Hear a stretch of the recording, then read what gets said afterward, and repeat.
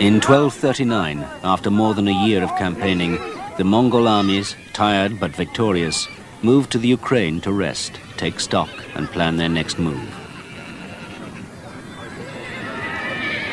The Mongol advance to the edge of Europe was the furthest west any Oriental people had come since Attila the Hun 1,000 years earlier. The imminent encounter with Christendom would be one between two completely different worlds.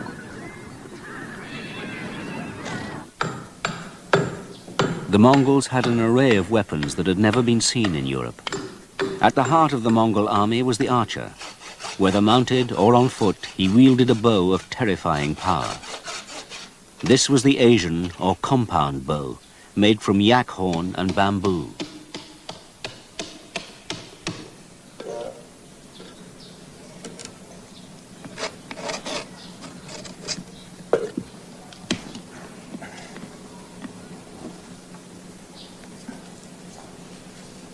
Horn and bamboo were glued together and then bound until they set into a single piece.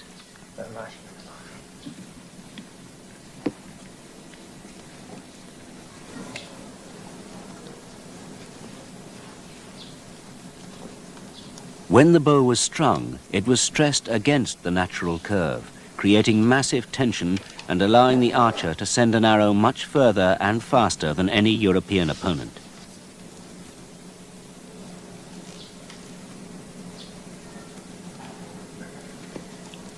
And the Mongol arrow had also evolved into a sophisticated missile.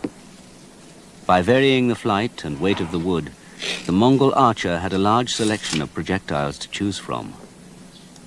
Arrows that would pierce mail, carry messages, make a whistling noise through the air, or even deliver explosives.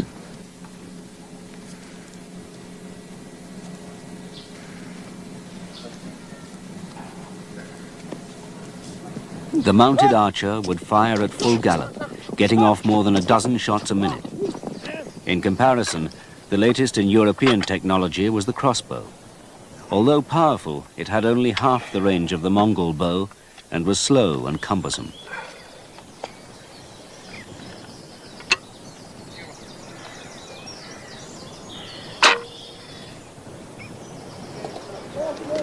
A typical European army of the time was made up of a motley collection of contingents, led by knights and local nobility who owed different degrees of allegiance to the king.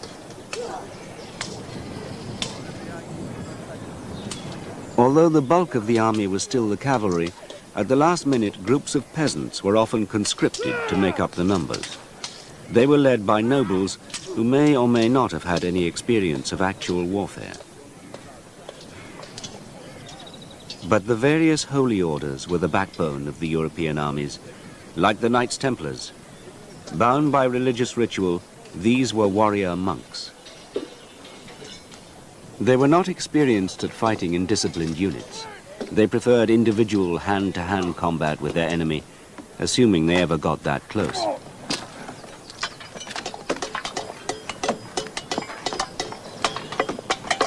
But the most obvious distinction between the two armies was the European development of protective armor. A full suit was very heavy and had a notable effect on the speed and mobility of a knight. Over woolen stockings, a knight wore mail leggings that laced all the way up to the crutch. These alone weighed 20 pounds each. Then there was the mail tunic, another 50 pounds. In contrast, the Mongol warrior wore a silk undershirt. This was a defense against arrows. The worst harm an arrow makes is when it's removed from a wound. The barbed head tears away at the flesh. But silk is not punctured by an arrow, but carries into the wound, twisting around the head of the arrow. So, by carefully pulling the shirt out of the wound, the arrow can be removed without tearing the flesh. The knight's mail was ineffective against Mongol arrows. Over a felt coat, the Mongol wore a leather cuirass. It weighed about 20 pounds. Probably the greatest handicap for Europeans was headgear. The mail coif weighed about 20 pounds.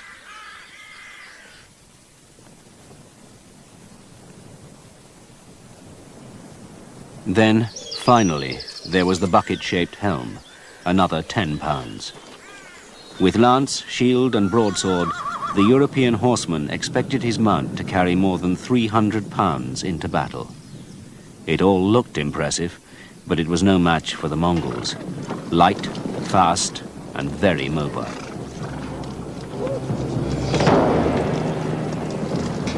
The Mongols' objective was the great flat, fertile plain of Hungary.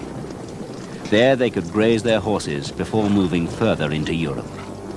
But their intelligence told them that the King of Hungary was related to various Polish princes. The Mongols had to ensure no Polish armies came to his aid. So, in a daring gamble, they divided their army. The invasion of Europe would be conducted on 2 simultaneous fronts, 600 miles apart. The larger army would march through the Carpathian Mountains, the gateway to Hungary and southern Europe. The smaller contingent would ride into Poland to draw off any armies that might go to the aid of the Hungarians. The invasion of Poland in February 1241 took the various Polish city-states completely by surprise. The Mongols drove towards Krakow, the most powerful of all the city-states. When a Mongol advance patrol was sighted from the steeple of St. Mary's Church, a trumpet alarm was sounded. The garrison set out to meet the invader. It was ambushed and destroyed. Most of Krakow's inhabitants fled in panic.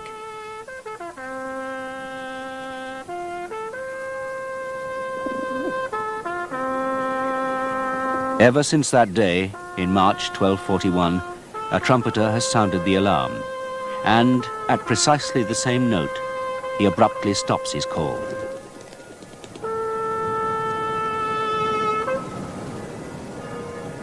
It was at that point, according to legend, that a Mongol arrow struck, silencing the trumpeter.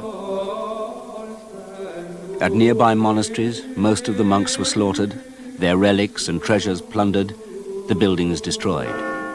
On this campaign, the Mongols seldom took prisoners. What could they do with them? What was the point?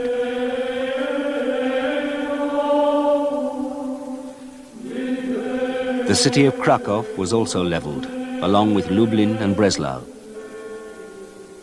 By now the alarm had been raised in all the cities along the Baltic. The call went out across Europe for armies to meet the invader.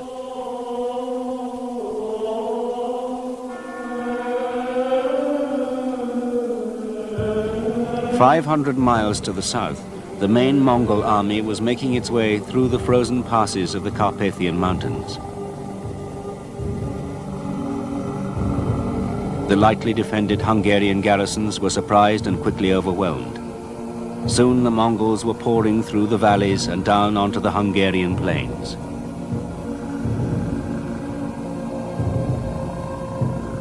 They swept through Transylvania, Moldavia and Wallachia before any defense could be mounted. For the Hungarians, it marked the beginning of one of the most terrifying chapters in their history, which was enshrined forever in the Great Hungarian Chronicle.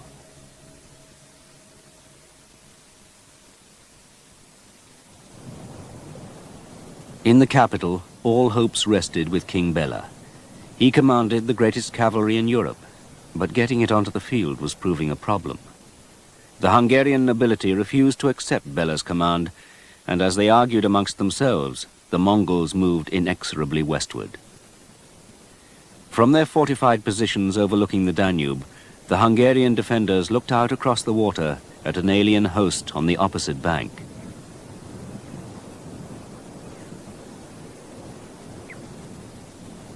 The Mongol commander drew up his army right under the nose of his opponent.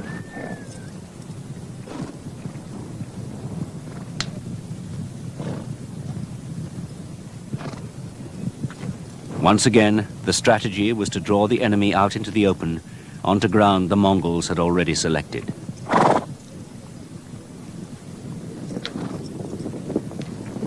They prepared their battle lines and eagerly awaited reports from the army in Poland. Before they made any move against the Hungarians, the Mongol commanders needed to be certain the Poles would not be coming to the aid of the Hungarian king. In fact, relays of messengers were galloping south, bringing news that a large northern European army was gathering to confront the Mongols in Poland. The messengers claimed there were Teutonic Knights, Knights Hospitaller, and even Templars from France. The result of the forthcoming encounter would decide the fate of the entire expedition, and of the rest of Europe.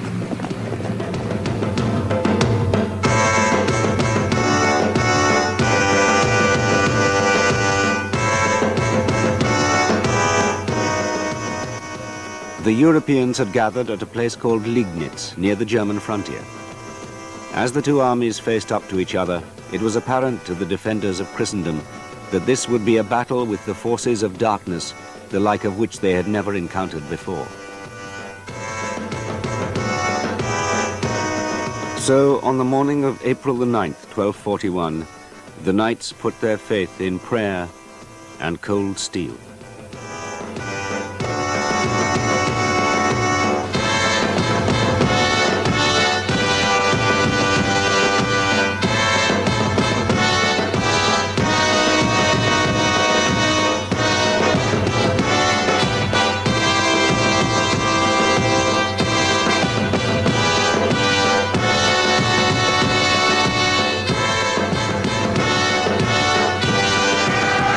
Tried and tested tactics, the Mongols drew the European cavalry out into the open.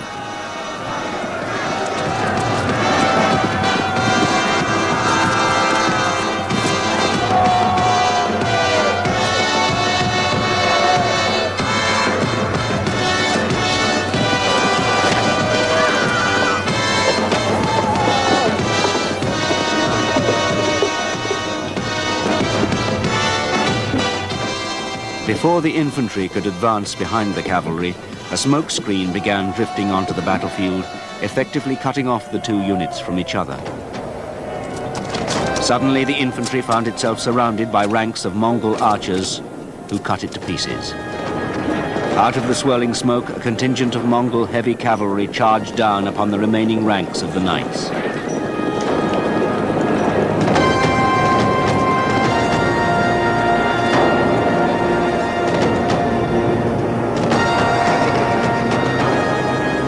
It was all over very quickly, and when the smoke had lifted from the scene, the Europeans were everywhere, dead and dying.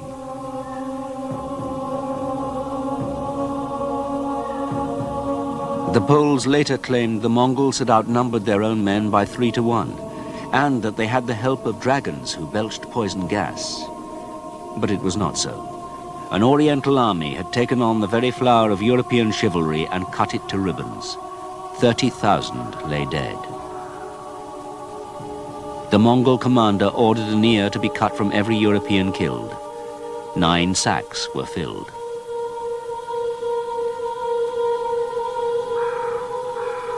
Two days later, and 600 miles to the south, on the field of Mohi, 20 miles from the Hungarian capital, Bela's cavalry were also destroyed. 40,000 more lay dead.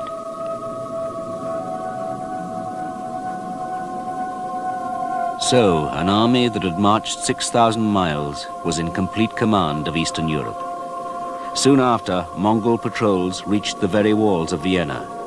Indeed, no army of any consequence stood between the Mongols and the Atlantic Ocean. In Rome, the Pope preached a crusade against the invader, but few had the stomach for almost certain death. Even if the Europeans had been able to put up a united front, it's unlikely a leader could have been found to match the strategic genius of Subadai. So people just waited.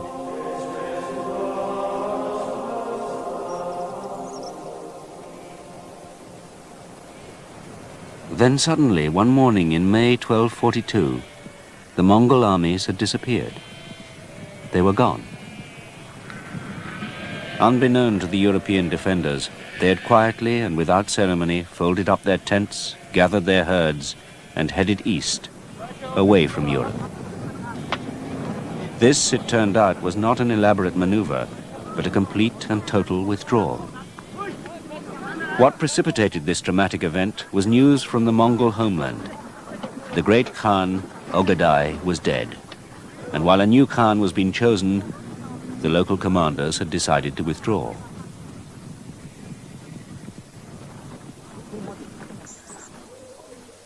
The great army came to rest here in southern Russia, near the banks of the river Don.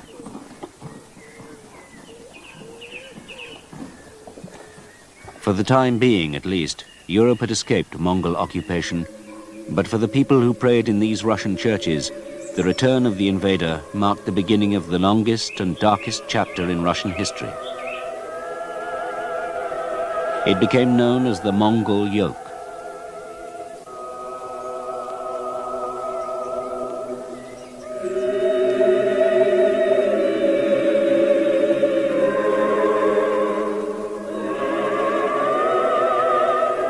Through a typical campaign of terror, the Mongols quickly re-established their authority over the separate principalities.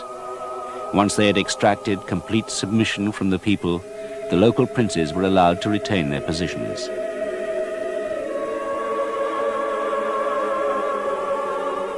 Each year, these vassal princes would gather before their Mongol masters, hand over vast quantities of tribute, renew their oaths of submission, and then bow down and kiss, literally, the Mongol spurs.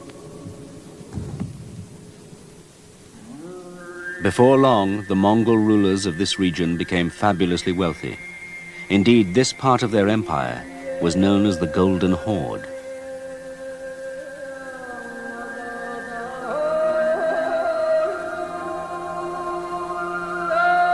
For the only time in history, Western Christians were ruled by an Oriental aristocracy.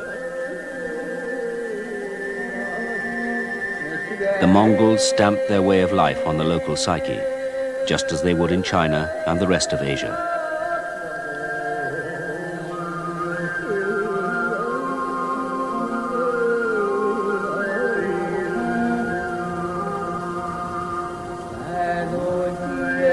From these cliff-top citadels in the Crimea, Mongol warlords held sway, absolute power, over an area the size of Europe for the next 300 years.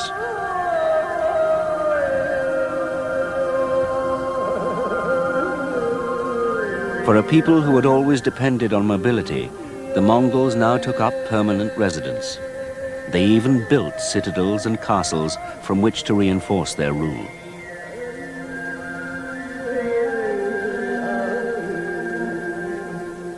A 1,000 miles to the west, in Europe, the legacy of the Mongol invasion was a continuing bewilderment.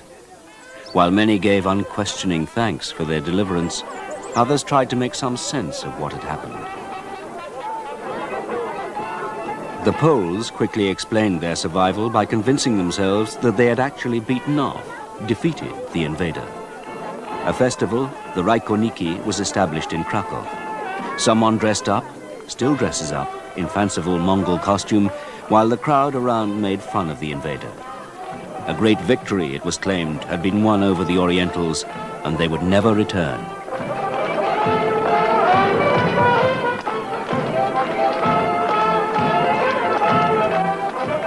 It was a fairy story.